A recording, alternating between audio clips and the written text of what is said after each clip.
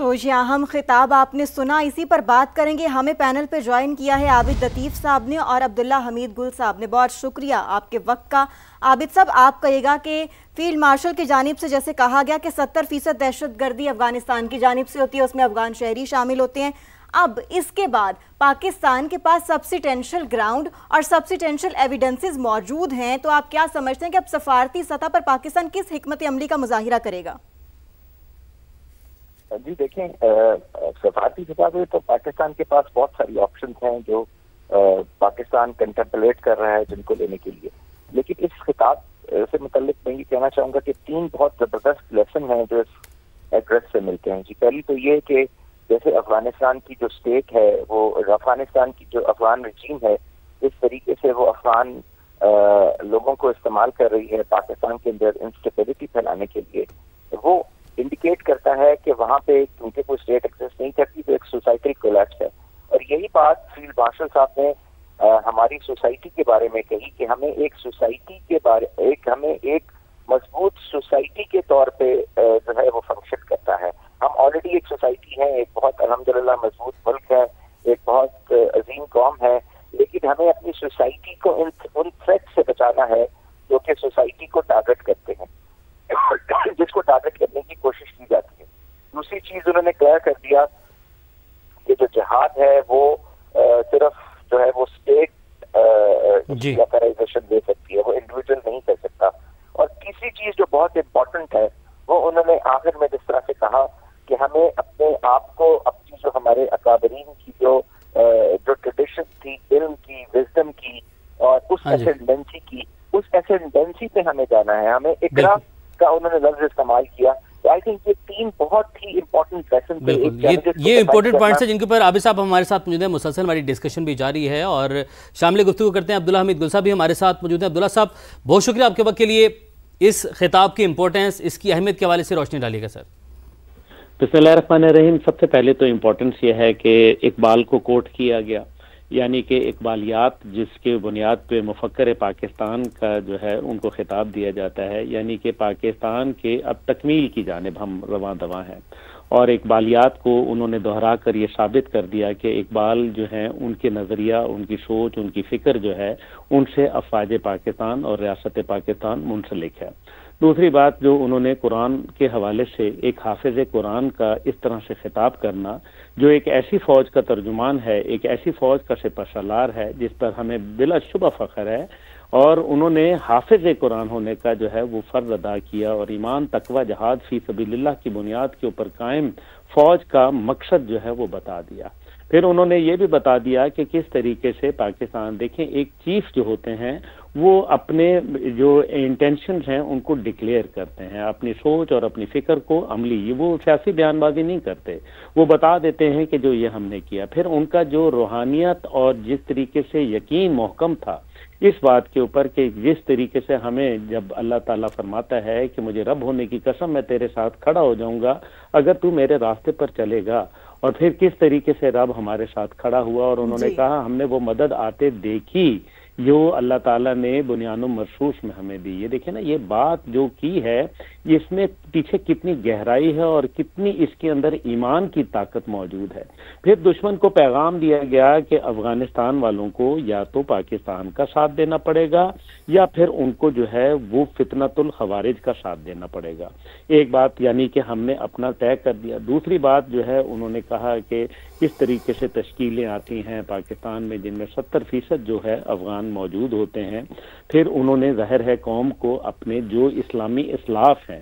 جو ہماری سنہری روایات ہیں اور جو پھر ہماری میراث ہے اس کے حوالے سے ذکر کیا، اور کہا کہ جو قلم کی طاقت ہے اس کو جو ہے آپ نے نہیں چھوڑنا کسی صورت بھی۔ تو میرے خیال میں یہ بات بڑی اہم تھی۔ پھر ساتھ ہی ساتھ جو ہے وہ انہوں نے سعودی عرب کے حوالے سے بات کی اور کہا کہ کس طریقے سے اللہ تعالیٰ نے پورے 57 اسلامی ممالک میں سعودی عرب کو جو ہے وہ خادم حرمین شریفین اور ہمیں جو ہے وہ پروٹیکٹر آف حرمین شریفین جو ہے وہ چنا۔ یہ بات جو ہے دیکھیں میں تو سمجھتا ہوں کہ علماء مشائخ کے ساتھ یہ بات کرنا اس لیے اہم ہوتا ہے کیونکہ علماء مشائخ جو ہوتے ہیں ان کا ایک بہت بڑا وسیع نیٹ ورک ہوتا ہے، اور اس ٹائم پہ جو فتنۃ الہندوستان ہے، فتنۃ الخوارج ہے، وہ بنیادی طور پہ نوجوان نسل کے ذہنوں کو پراگندہ بالکل کرتا ہے۔ ایسے لائن کلیئر کر دیا انہوں نے۔ عبداللہ صاحب ساتھ ہی رہے گا، ہمیں اینکر پرسن کرن ناز صاحبہ نے بھی جوائن کیا، ان کو بھی شامل گفتگو کر لیتے ہیں۔ کرن صاحبہ، آپ کیا سمجھتی ہیں کتنی اہم نوعیت کا یہ خطاب تھا فیلڈ مارشل کی جانب سے،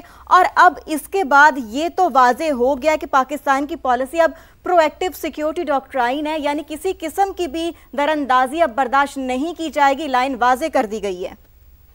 بہت شکریہ سب سے پہلے تو آپ کا۔ آج کا جو یہ خطاب اور یہ جو گفتگو ہم نے دیکھی ہے، سب سے پہلے تو بحیثیت پاکستانی، بحیثیت مسلم، سب کا خون اور سب کا جذبہ جگانے کے لیے یہ بہت بہت بڑی بات ہے۔ بہت خوبصورت گفتگو یہ جو آرمی چیف کی جانب سے کی گئی ہے، جو پاکستان کے حوالے سے بتایا گیا ہے، جو پاکستان کی بنیاد بتائی گئی ہے کہ پاکستان کی بنیاد کیا ہے۔ جی بالکل، یہ جو آرمی چیف کی طرف سے خطاب کیا گیا علماء و مشائخ کانفرنس میں، اس خطاب میں بڑی امپورٹنٹ، بڑی اہم باتیں کی گئی ہیں۔ سب سے پہلے تو علماء و مشائخ کو ایڈریس کیا گیا، اور ڈیفینیٹلی یہ تمام پاکستان اور نہ صرف پاکستان بلکہ جس طرح سے فیلڈ مارشل خطبہ الحمدللہ آپریشن مارکہ حق کے بعد پاکستان اور فیلڈ مارشل اور پاکستان کی اس وقت کی قیادت جس طرح سے ہمیں نظر آتی ہے ساری دنیا میں، تو تمام لوگ اس بات کو سنتے ہیں، اسے دیکھتے ہیں، اسے فیل کرتے ہیں کہ اس وقت پاکستان کی لائن کیا ہے، اس وقت پاکستان سوچ کے آ رہا ہے، پاکستان آگے بڑھے گا کیسے۔ تو بہت زیادہ کلیئرٹی ہے الحمدللہ، ہر لحاظ سے بہت زیادہ اس وقت کلیئرٹی ہے۔ سب سے پہلے تو یہ بتایا گیا کہ پاکستان کس بنیاد پر بنا ہے، پاکستان کی بنیاد کیا ہے، کلمے کی بنیاد پر بنا۔ ایک طرف ہم مدینہ پاک کی بات کرتے ہیں، پھر ہم مدینہ ثانی کی بات کرتے ہیں، اور پھر اس کے بعد بتاتے ہیں کہ جی پاکستان اب آگے مزید بڑھے گا کیسے۔ جہاں تک ابھی عبداللہ حمید گل صاحب بات کر رہے تھے بھارت کے حوالے سے، تو بھارت کو میں نے ایک دفعہ پہلے بھی یہ بات کہی تھی، اور میں بار بار یہ بات کرتی ہوں کہ جب برا وقت چلتا ہو، تو جب انسان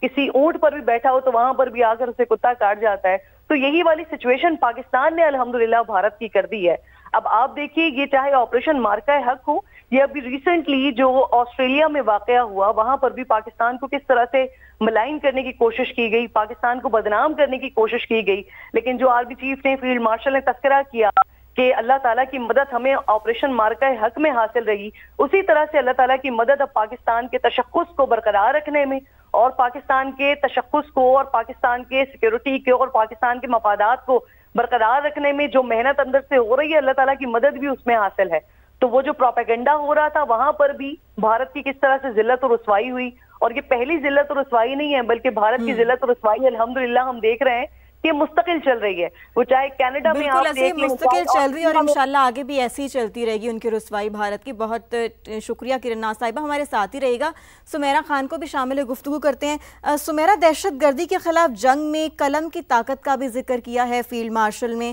تو آپ کیا سمجھتے ہیں کہ کیا سیکیورٹی ادارے اب نیریٹو وارفیئر پر بھی فوکس بڑھا رہے ہیں؟ دیکھیں، یہ تو بہت ضروری ہے، یہ تو ایک وائٹل سائن ہے کسی بھی قوم کا، اور وائٹل سائنز اور وائٹل کارڈنلز کبھی بھی فراموش نہیں کیے جا سکتے۔ اگر آپ دیکھیں تو بنیان المرصوص اور اس سے پہلے بھی تمام تر اعلیٰ جو ملٹری کے آفیشلز ہیں وہ یونیورسٹیز کا دورہ کرتے تھے، وہ کالجز میں جا کر اسٹوڈنٹس سے ملتے تھے۔ اس کی وجہ ایک تھی کہ جو ایک پاکستان کے اندر پولیٹیکل پولرائزیشن جنم لے رہی ہے یا جنم لے چکی تھی، اس کو کسی طریقے سے فیکٹ فائنڈنگز کی طرف موڑا جائے۔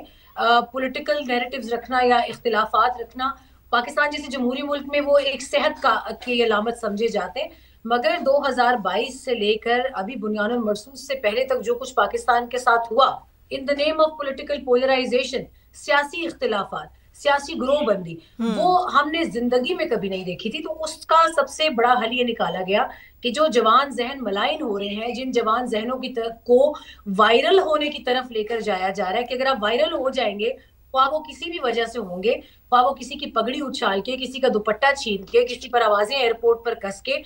وہ آوازیں ہمارے دل تب بہت تکلیف میں آئی جب ہم نے مسجد نبوی میں بھی دیکھی۔ تو جب وہ تمام تر چیزیں ہوئی تو آئی تھنک کہ we should like turn all the things around despite our political differences۔ اور ابھی آپ نے جیسے بات کی ہمارے نیریٹو کی، سیکیورٹی نیریٹو بہت عرصے سے چلا آ رہا ہے، اس کے اندر ہماری ٹرمینالوجی یوز ہوتی ہے۔ Being a defence analyst I can tell you clear hold, build and transition की टर्म्स हमारी फौज यूज करती है। ये आपको 2004 तक लेके जाती है। 2004 से हमने जब गैरिजन्स अपने एक्सटेंड किए, जब नो गो एरियाज को गो एरियाज बनाया गया, ए एरियाज क्लियर हुए, बी एरियाज क्लियर हुए, ग्रे और ब्लैक एरियाज फौज ने जो क्लियर किए, क्या आपको नहीं लगता कि कितने सरों की कुर्बानी देकर कितनी बिहेडिंग्स इसमें हुई है फौज की, मगर आज वो इन जवानों को बताने वाला कोई नहीं। बिल्कुल ऐसा ही है। उस डायरेक्शन में अच्छा कदम है। ऐसा ये बहुत ही क्लियर मैसेज था और लाइन जो है वो अब क्लियर और वाज़ेह कर दी गई है।